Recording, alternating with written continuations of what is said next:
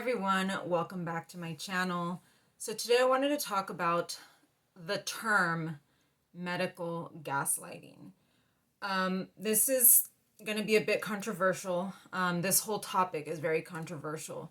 If you saw my other video, I'm not sure if it's already up. It should be up already. The one on eugenics. This is going to be very similar to that. I'm kind of going to challenge this term because I do believe it's another one of those overused, misused terms that have been sort of, I don't want to say made up, because gaslighting is a term that had already existed, but it's been co-opted, I guess, by the disability community.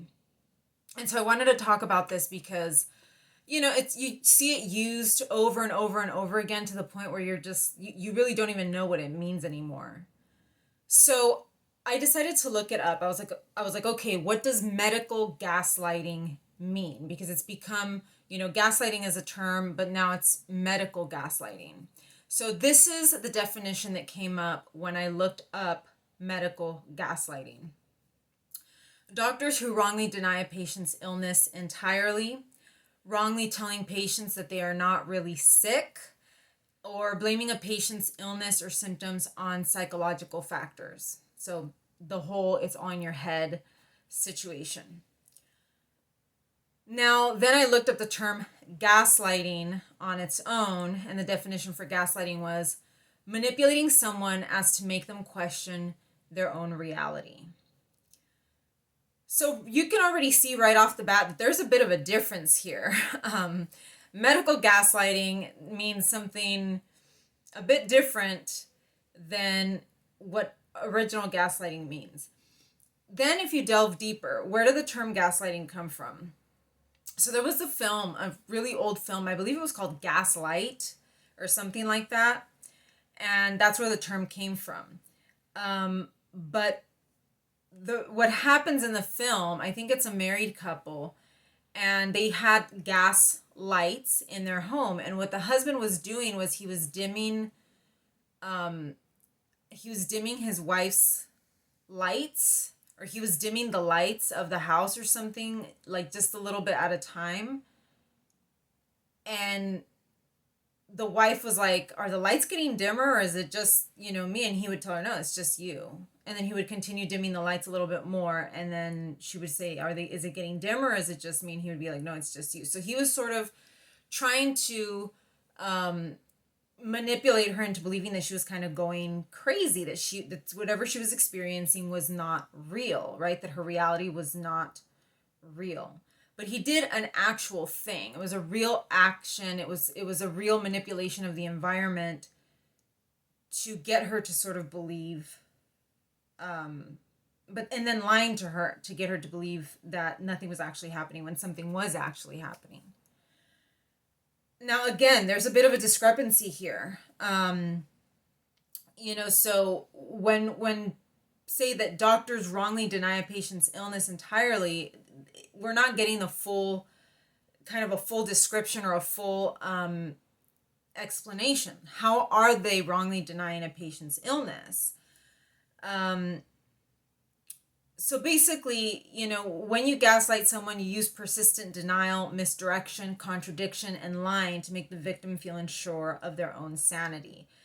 But again, to me, that's a bit incomplete, because for me, gaslighting has to have some type of an action behind it, right? Misdirection, manipulation of something, manipulation of the environment, denying that something that is actually happening is happening.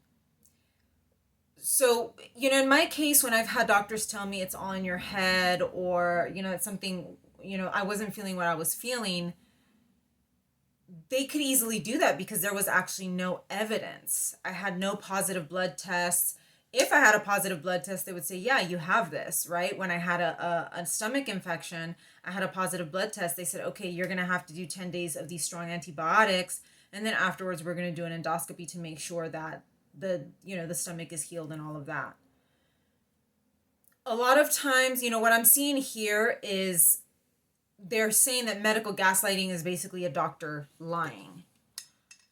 which that's not gaslighting either. That's a doctor lying. Lying can be used in gaslighting, but lying in and of itself is not gaslighting. And I think that's where people tend to get lost with this term.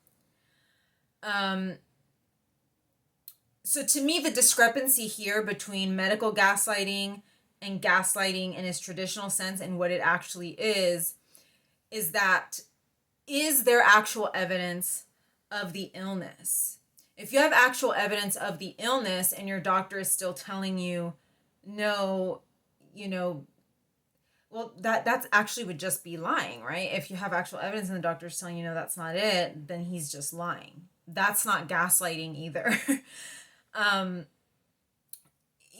doctors lie. Doctors lie, or they will refuse to order other tests, which has happened to me as well. And I have fought, and they'll stand in your way so that you don't get those tests done. That is not gaslighting either, by the way. That's just basically like, I guess like disrupting your medical care. I keep misdirecting it, I guess, but it's not gaslighting, and that's why it kind of bothers me when patients say, oh, the doctor told me that nothing was wrong, and just because my blood test was fine. Well, your doctor can say that nothing is wrong because your blood test isn't showing anything. That's not gaslighting. He's telling you your blood test isn't showing anything. And yeah, there are doctors who are probably in their minds are like, yeah, the patient is probably feeling sick, but I don't see anything here. And they actually can tell you nothing is wrong because there's no evidence that there is some kind of illness or anything going on there. Gaslighting should typically involve like some sort of misinformation or misdirection. Like I had said earlier, denial, misdirection, contradiction, and lying, right? So it has to involve a lot of those things, but I do believe that there has to be some kind of action taken to sort of manipulate your perception or manipulate something concrete.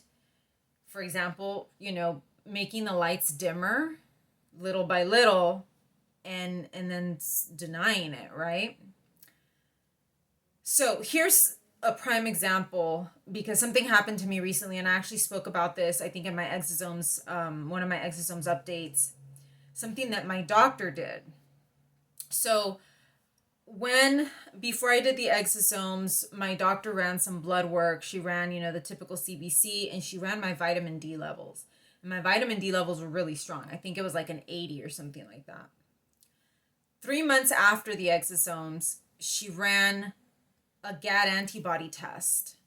And so the GAD antibody test came back like at 80 or something. So my vitamin D was like 82 or something, and then the GAD antibodies came back at 80. And she told me, she says, your GAD antibodies, your GAD65 antibodies are coming down. Your stiff person syndrome is getting better and all of this, even though she had previously told me that GAD antibodies were not, they weren't high enough to diagnose stiff person syndrome. So she just contradicted herself from the previous appointment where she had said, GAD antibodies, they're not high enough. They have to be in the thousands to diagnose stiff person syndrome. Then with a reading of 80 or 60, something like that, it was 80 or 60, something in that range, she says, oh, your stiff person syndrome is improving, your antibodies are coming down. And keep in mind, I had never ever tested positive for it. And I thought, am I going crazy? Because she's telling me they're going down, but I have never tested positive. And the last blood work that she ran, she didn't run that test. She ran a vitamin D test. And she said, no, they're going down. It's looking good. Your stiff person syndrome antibodies are going down. And you start to feel crazy, because I was like, at the last appointment, she had told me that the antibodies weren't high enough. They had to be in the thousands for it to get a diagnosis of stiff person syndrome. But now she's telling me they're going down. I was very, very, very confused. And it might actually have been the third appointment, the third follow-up. I was very, very confused. So she was like, no, they're going down. They're going down. This is good. Your numbers are going down. Everything's looking good. So you start to tell yourself, did I misread my blood work? I must have misread the blood work there, or I must have missed it. When I printed out my blood work, I must have missed the page where she ran these antibodies. And so I requested the blood work on my way out. And sure enough, there were no GAD antibodies run in that blood work. There was nothing. It was a vitamin D level, which was, I think, at about 80 or 82, something like that.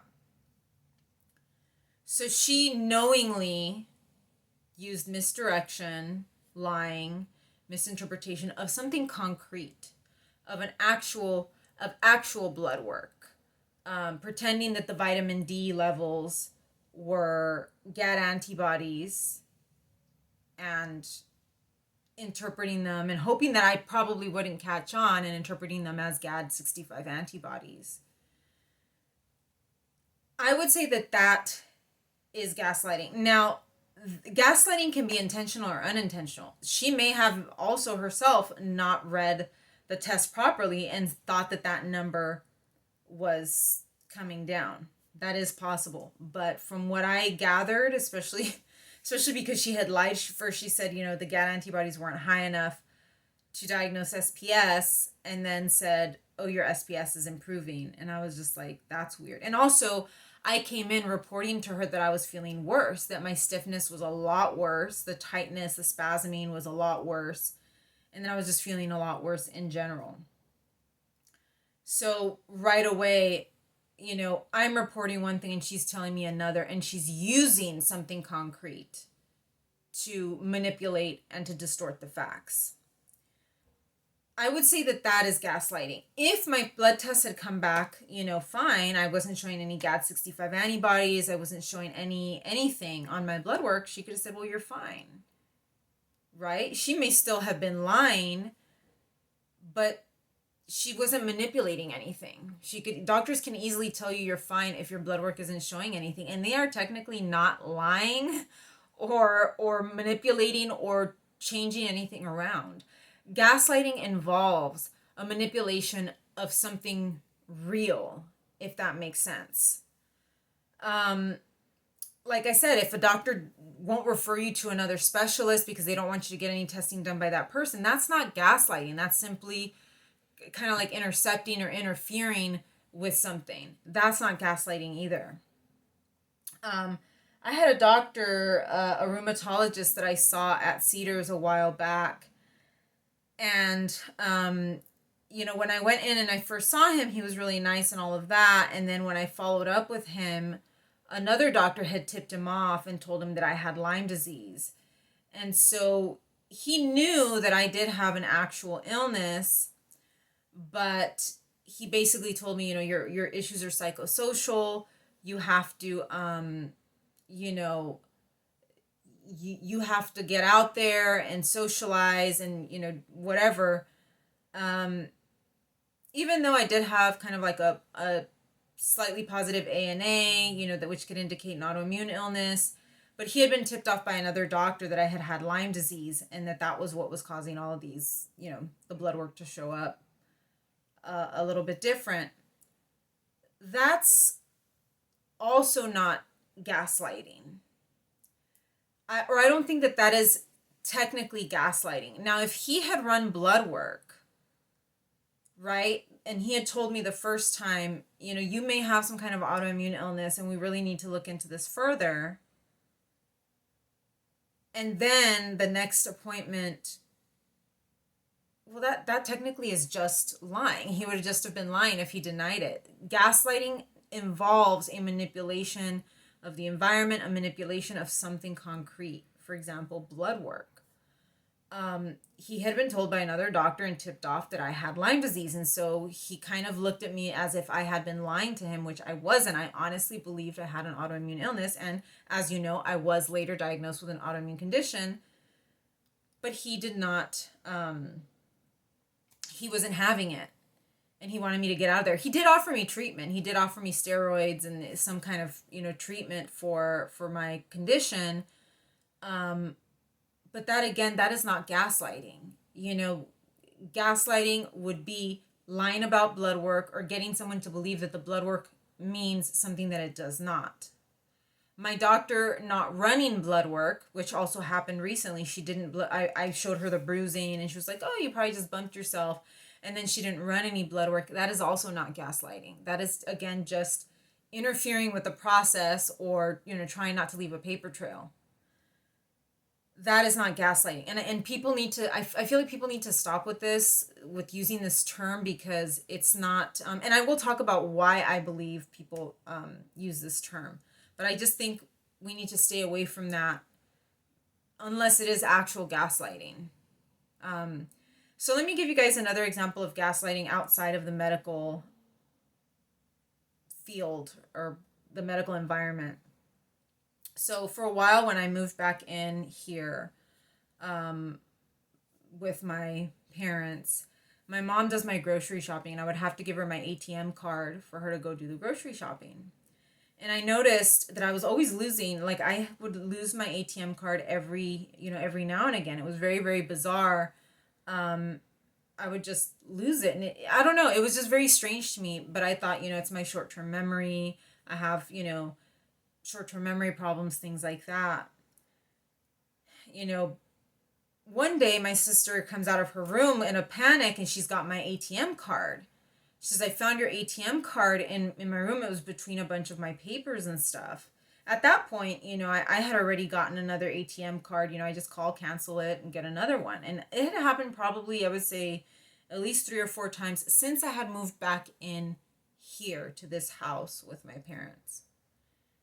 It didn't occur to me until my sister came out of her room with my ATM card, because she said that she found it between her papers. She comes to me and she goes, I probably forgot to return it to you. And I'm looking at her like, why would you even have it in the first place? My sister didn't do my grocery shopping. I never sent her on errands to get me anything. She wasn't in charge of any of that. And I realized that the card had been placed there. The card had been hidden in her room between papers on her desk. And that was when it occurred to me that my mom had probably been doing that. And my mom had probably been either hiding my ATM card in places, or throwing it to the trash, or shredding it, or something. And that's why I kept losing my ATM card. That's why I would lose it frequently. And I was believing that I had been losing it because of my illness. Another example is my sunglasses. One time I left my sunglasses in the bathroom. And of course, at the time, it was the only pair of sunglasses that I had. I left them in the bathroom, and when I went back to get them, they were gone. So immediately I thought I left them somewhere else. Even though I had remembered I left them in the bathroom, I was like, then they probably weren't there. And so I told my mom, I said, you know what, I'm going to take a drive to the park, because I would go to the park every now and then. I said, I probably left them at the park. They're probably at the park. And she just looked at me and she was like, didn't say anything. I was going crazy because I need my sunglasses. I'm sensitive to light, and I was going nuts. I went to the park. They weren't at the park. I came back home. I was going crazy, and my mom was watching me, and she could see that I was, losing it. And she just calmly looks over at me and she says, did you check your nightstand inside the drawer? And I looked at her like, why would they be in there? I never, ever put my sunglasses inside my nightstand, inside the drawer. And immediately I knew exactly what had happened. My mom had seen my glasses in the bathroom, grabbed them, taken them, hidden them in the drawer, but didn't say anything, and was watching me go crazy, looking for the only pair of sunglasses that I had. That is gaslighting. And I don't like talking about these things that have happened to me in my life, because I know that it makes this person look really bad. But gaslighting is abuse. It's an abusive tactic to make the person doubt their own sanity, or to make the person doubt their own mental capacity or their own mental health. And that's why it was done to me. And I think the reason why people in the disability community are so eager to use this term is to make doctors look abusive and to demonize them, because they haven't found a diagnosis for them, or because they refuse to find a diagnosis for them. And unfortunately, a lot of our conditions are, I'm not making excuses for doctors, by the way, but our conditions are very, very complex. Can I blame my doctor for the way that she's behaving? She shouldn't be behaving the way she is, but she's trying to protect herself. In the case of the lying about the blood tests, she knows, because she's the one that administered the exosomes treatment, that she can get in really big trouble for that. So she's trying to make it look like, no, this is going well. So I know that she's afraid of legal repercussions for herself. She shouldn't be handling it this way, but I get why she's doing it. Other doctors just do it to save themselves time, to save themselves the stress. A lot of doctors just don't have the time to focus on a single patient and to actually really get in there and try to figure out what's wrong with the patient. So if the blood work comes back negative or there's nothing showing, they simply say, there's nothing wrong with you, because they don't want to deal with it. They want the patients that are easier to deal with, the ones that come back with all sorts of crazy blood work, the ones that are easy to treat, or just hospitalize them because they need to be hospitalized because their blood work is crazy.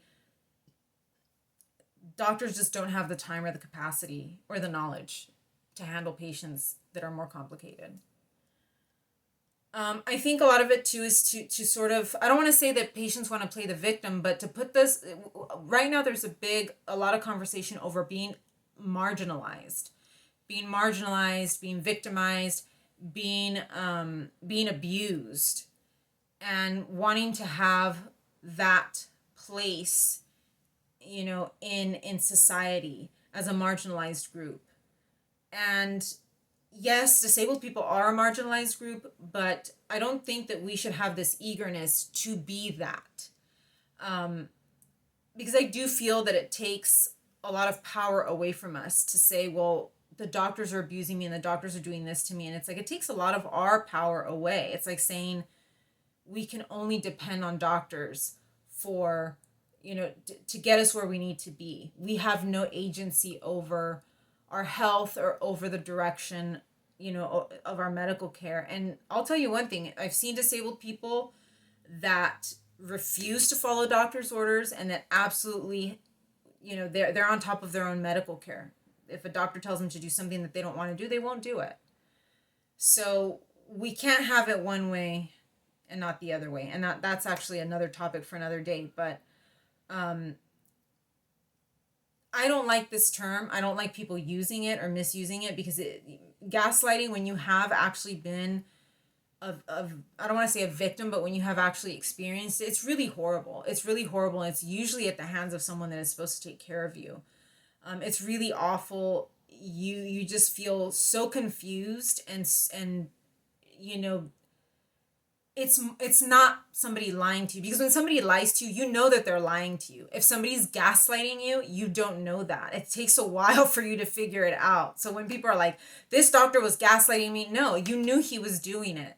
So he probably wasn't gaslighting you if you knew right away. It takes a while. Sometimes you never even know that you've been gaslit. So that's what I have for you guys today. I know that this is a touchy subject, and I know that a lot of people may disagree with me, but I'm tired of seeing all these terms misused and thrown about willy-nilly because they're used incorrectly. They're much more complex than what people make them out to be. So thank you for joining me, and I will see you in the next one. Take care.